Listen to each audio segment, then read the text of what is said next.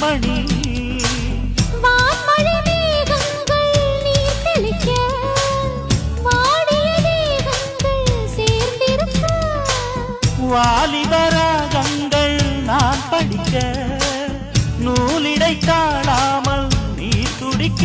சின்ன பூவை தேன் நிலாவை தொட்டு விளையாட ஆனந்தம் கூடாதோ.